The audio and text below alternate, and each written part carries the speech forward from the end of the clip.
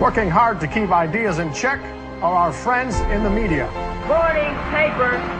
Paper, mister? The tendency of the media is to side with the establishment because they inherently agree with the establishment. Eugenie Scott, my understanding is that there is not a single peer-reviewed article out there that supports intelligent design. Am I wrong? You are not wrong. You are correct. I believe that we get coverage, but we always get coverage like we're the outsider, not like it's an even debate. But instead of merely reporting news, he analyzes it, often expressing his personal opinions. We constantly deal with reporters who refuse even to report the correct definition of intelligent design. They, over and over again, talk about life is so complex, God must have done it. Just admit it, it's religion. Very simple. You just can't, it's religion. It's a wanton distortion of our position. So you'd ask. I've got a hot story here. You can look at Associated Press stories, and the same sentence will appear in those stories for 10 years. Intelligent design says that life is too complex. It's called a boilerplate. And the reporter never reports anymore or gets any new ways to say it, so the public understanding never advances. But what happens if a reporter decides to take a more balanced approach to intelligent design? There might be remarkable pressure on that reporter not to side against the evolutionists. I thought I told you to kill that story. Few reporters have learned this better than author and journalist Pamela Winnick. When she refused to take sides in an article she wrote about intelligent design, the Darwinists found a new favorite target. Number one, I wasn't Christian, I was Jewish. Number two, I wasn't religious. Number three, I was not taking a position in favor of creationism. I was writing about intelligent design, and it didn't matter. After I wrote that one piece, everything I wrote on the subject was scrutinized. There were hate letters coming into the newspaper. If you give any credence to it whatsoever, which means just writing about it, you are just finished as a journalist. Other journalists we spoke with told similar stories, but didn't dare appear on camera. And now, the presses are ready to roll. When all other checkpoints fail, there is always the courts.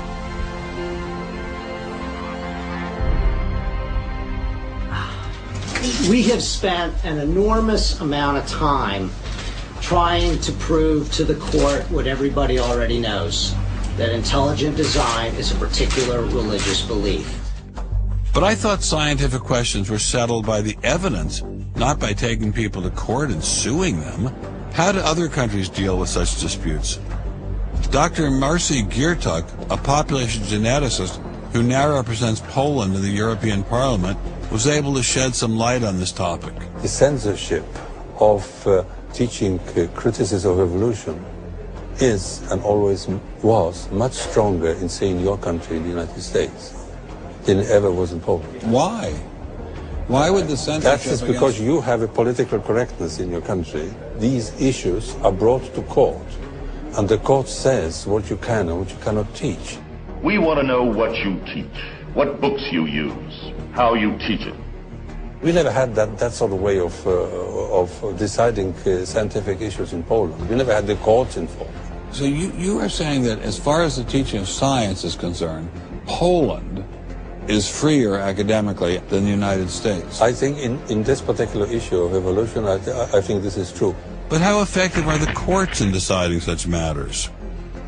What about the general idea that intelligent design is doomed as a result of several recent legal setbacks? I think court cases don't decide anything. I mean, if you look at the Scopes trial, who won that trial?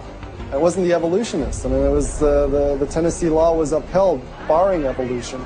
And yet, in the popular imagination, Scopes is the hero. Inherit the Wind, that movie, which is really bogus history based on the Scopes trial, has carried the day. These issues go much deeper than any decision by a judge. The evolution debate does seem to run much deeper than the courts, much deeper even than science.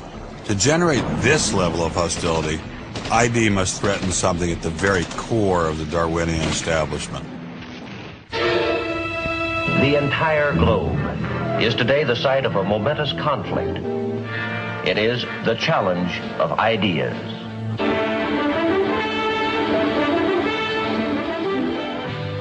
I am Edward R. Murrow. For a little while, I would like to review with you the great conflict of our times, one which demands and must get the attention and the involvement of each one of us. This conflict over the principles of evolution has become a religious war. It really is no longer about scientific investigation. It is total competition with an antagonist who is putting into it everything within his capability. The situation has reached a point where many of evolution's top apologists have switched from defending Darwinism to attacking religion in what they see as a bid to stamp out intelligent design at the source. Richard Dawkins is the best example of this. His recent book, The God Delusion, has sold over 1 million copies worldwide. The God Delusion is my long-expected, long-worked-on, full-frontal attack on religion. To me, science is about trying to explain existence, and religion is about trying to explain existence. It's just that religion gets the wrong answer. But is Dawkins correct? Are science and religion really at war?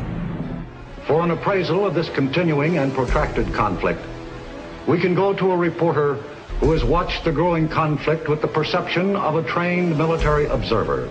Oxford professor Alistair McGrath, author of The Dawkins Delusion, seemed like the ideal person to answer my question. Richard Dawkins has a charming and very, I think, interesting view of the relationship between science and religion. They're at war with each other, and in the end, one's got to win, and it's going to be science. It's a very naive view. It's based on a complete historical misrepresentation of the way science and religion have interacted. Dawkins seems to think that a scientific description is an anti-religious argument. Describing how something happens scientifically somehow explains it away. It doesn't. But the questions of purpose, intentionality, the question why, still remain there on the table. And I think it was just a catastrophic mistake to have someone like Dawkins address himself to profound issues of theology, the existence of God, the nature of life. He hasn't committed himself to disciplined study in any relevant area of inquiry. He's a crummy philosopher. He doesn't have the rudimentary skills to meticulously assess his own arguments. Genius guy, though. Very smart guy. A little bit of a reptile, but a very smart guy. The opposing point of view in this conflict rests on a fundamentally different vision of man. If you have two distinguished scientists, and in fact you can range many more on each side, as you know, saying exactly opposite things, that's telling me that the conflict is not between science and belief in God. Otherwise you'd expect all scientists to be atheists. But it's a worldview conflict. It's between scientists who have different worldviews. You've got two competing explanations of the evidence. One says design, one says undirected processes. Both of them have larger philosophical or religious or anti-religious implications. So you can't say that one of those two theories is scientific and the other is unscientific simply because they have implications. Both have implications. People who tell you, for example, that science tells you all you need to know about the world, or that science tells you that religion is all wrong, or science tells you there is no God, those people aren't telling you scientific things. They are saying metaphysical things, and they have to defend their positions for metaphysical reasons. What is being presented to the public is, first comes the science, and then comes the worldview.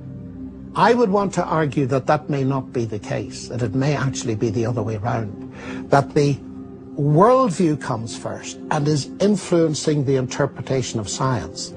My deep regret is some people are so deeply entrenched in their own worldviews that they will simply not countenance alternatives.